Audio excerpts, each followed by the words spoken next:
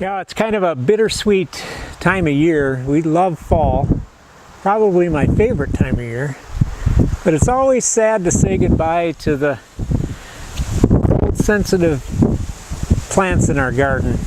That's why I dwelled on that flower garden so long, because for the most part they're going to be gone here now. We were 35 last night. Today's September 26th, 2018. By Thursday night, about 30. By Friday night, they're talking down around 27. So 20s gets serious, hard freeze. So I dug up the potatoes today, and I wanted to just make a short video to show our technique, our raised bed gardening technique that involves no fertilizer other than our own compost and chopped leaves. Now what I did in the spring is I bought a small packet of French fingerling potatoes.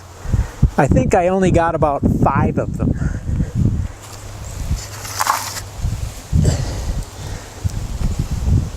They are each about this size, and on the package it said that it would grow, expect a harvest of 10 pounds. Well, we've been digging and having meals all summer long.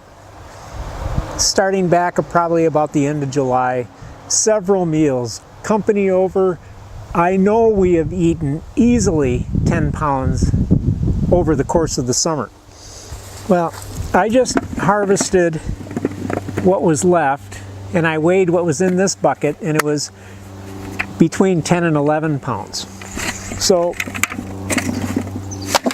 we got a good 20 pounds of these fingerling potatoes out of this 3-foot by 8-foot raised bed. Now what I did in the spring, I cut up the seed potatoes, and I just distributed them fairly evenly over here. And then I took the mower with the rear bagger, and I went over and I found the leaves that we'd piled up from last fall, and I chopped them up, and I threw several baggers full of chopped leaves over those cut potatoes. No soil on top, just chopped leaves, a good 6 inches of chopped leaves.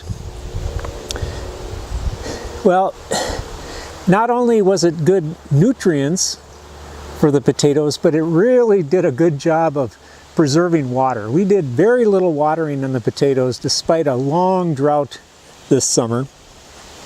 But I wanted to show you what the soil looks like now after the course of the summer.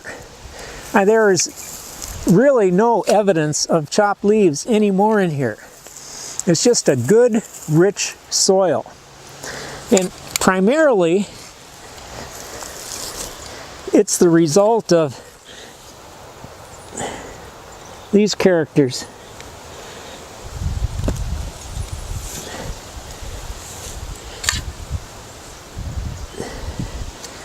Now, these are earthworms that are only about 1.5 inches long, but they are so fat. They're about almost 1/4 inch in diameter. And the garden is full of them.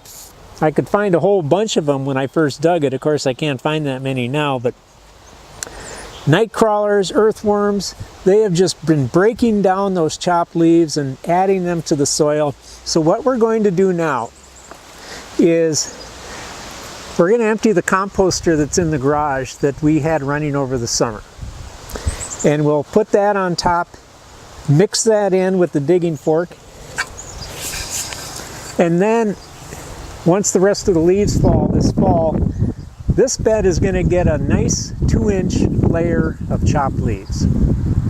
In the spring, we'll dig those in. This is all you need. You don't need a fancy tiller or anything else, just a digging fork. And we'll till those in, the earthworms will get going on them, and we'll replant this bed. Not with potatoes next season, but with something else. Now, I yet to find anything that works better for our gardens than chopped leaves. I know there's people that say you need rock dust. Well, I'm not going to spend big bucks to have somebody ship me a bunch of dirt, dust, and minerals from Nebraska or wherever, I'm going to use chopped leaves. They contain all the minerals, all the micronutrients that we need, and they're homegrown.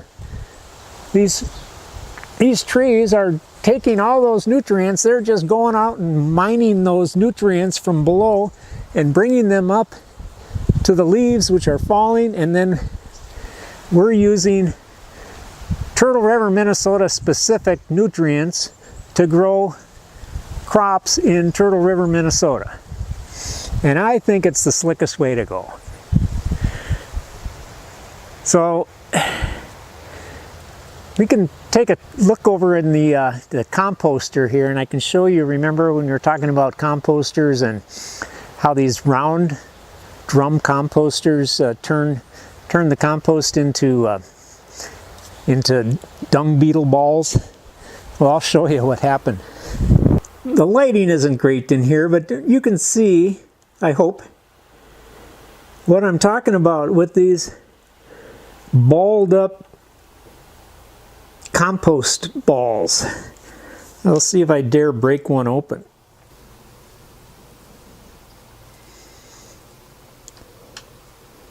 That one's not too disgusting. Some of them get pretty bad. But this will be emptied. I'll break those balls up, and this will be emptied and put into the raised beds, and along with 2 other composters that we have filled right now. They'll be all emptied. This is the only one that we'll refill, and this one will go all winter. As the beds are harvested, materials like these potato tops, the squash, once they get under cover, tops to the leeks, all of these scarlet emperor beans. Let me show you what these things look like.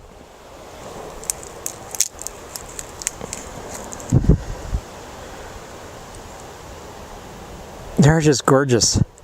Can't wait to get a nice jar full, even if we don't cook with them, which we will try. They're sure pretty to look at.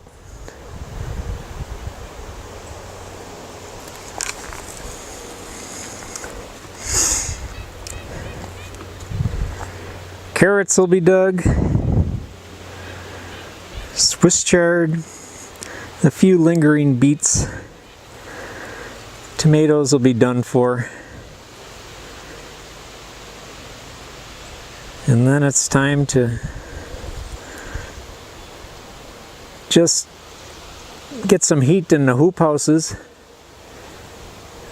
on those nights where it's down in the 20s, and we want to keep them going until hopefully mid-October. We have some peppers in there we'd like to let mature a little bit, but then it's time to move our gardening operation indoors and start growing some microgreens. So here at the tail end of the gardening season, this is Mark again with Backwood Basics. Let's grow together.